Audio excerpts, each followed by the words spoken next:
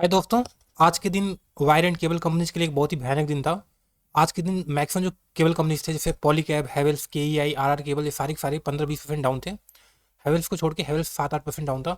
तो क्या इसकी वजह क्या है ये हम देखते हैं। जैसे अगर हम देखें तो हेवेल्स जो है आज आज 19% डाउन था। सॉरी, पॉलीकैब। केईआई की बात करें तो केईआई करीब 21% डाउन था। आरआर केबल आज 20% डाउन था। हेवेल्स जो है वो 7% डाउन था। हेवेल्स थोड़ा कम डाउन था क्योंकि हेवेल्स जो है एफएमईजी में भी ज़्यादा इनका बिजनेस आता है, मतलब इनके पंखे, है ना, पंखे, फीचर्स वगैरह ये लोग इसके अंदर भी डील करते हैं। इनका बिजनेस एफएमईजी से काफ़ी ज़्यादा आता है।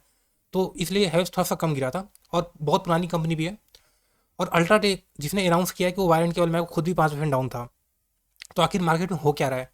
तो देखिए एक्चुअली क्या है कि जो अल्ट्राटेक है जो आदित्य बिरला ग्रुप के अंदर में आती है, इनके पास बहुत ही बड़ा सीमेंट का डीलर डीलरशिप है, सॉरी डीलर नेटवर्क है। तो अभी क्या हो रहा है कि आदित्य बिरला हर एक ग्रुप के अंदर एंट्री करना चाह रही है, हर एक सेक्टर के अंदर। जैसे पता ही आपको, इन्होंने पहले पेंट के सेक्टर एंट्री किया और आज इन्होंने अनाउंस किया कि ये लोग 1800 करोड़ रुपए वायर एंड केबल सेक्टर के अंदर आएंगे।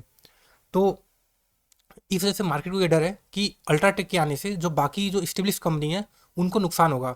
अच्छा, जो अल्ट्राटेक है उसने कितना इन्वेस्टमेंट का बोला है? उन्होंने बोला कि हम 1800 करोड़ रुपए इन्वेस्ट करेंगे। 1800 करोड़ रुपए इस सेक्टर के लिए कुछ खास नहीं होते। मतलब केईआई इंडस्ट्री 1800 करोड़ रुपए अगले 2 साल के अंदर सेम अमाउंट में वो भी एक्सपेंशन कर रहे हैं। तो 1800 करोड़ रुपए कोई ऐसा बहुत ज़्यादा नहीं है कंपेयर टू हेवेल्स या पॉलीकैब, क्योंकि ये ऑलरेडी बहुत बड़े खिलाड़ी हैं।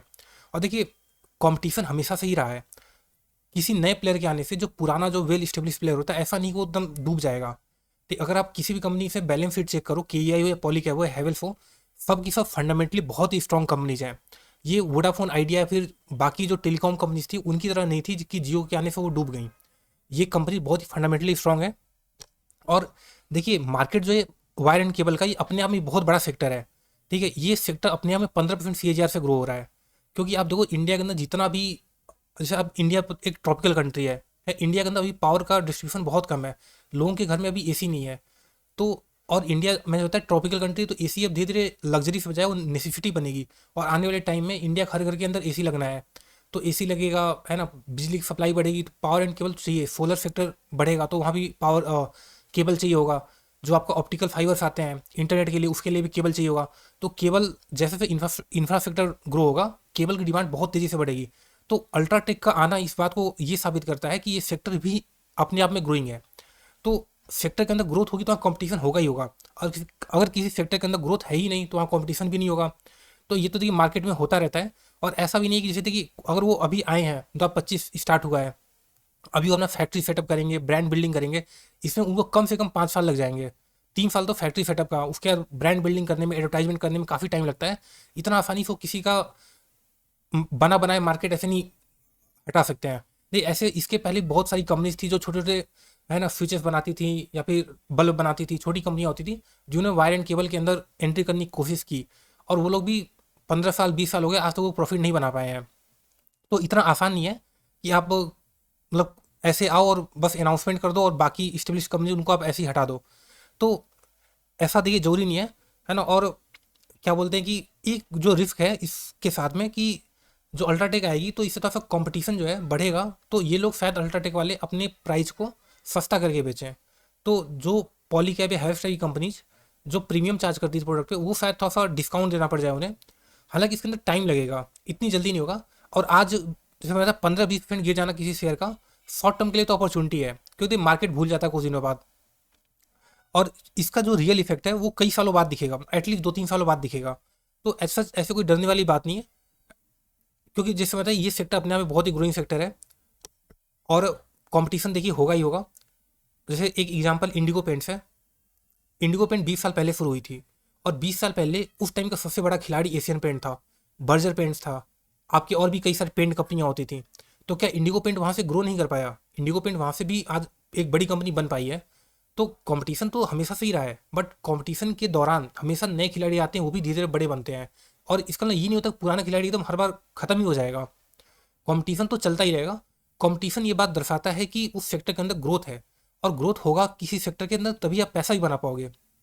तो अभी के लिए 15-20% सिंगल डे में गिर जाना, तो है ना, ओवर रिएक्शन है मार्केट का।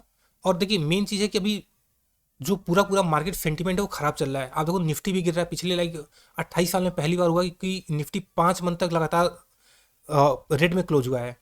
तो अभी तो मार्केट का सेंटीमेंट खराब चल रहा है, इस वजह से भी तो पिटाई ज़्यादा हो रही है। तो अगर न्यूज़ जो है 5% खराब है तो रिएक्शन 50% का आ रहा है, तो ये दिक्कत वाली बात है।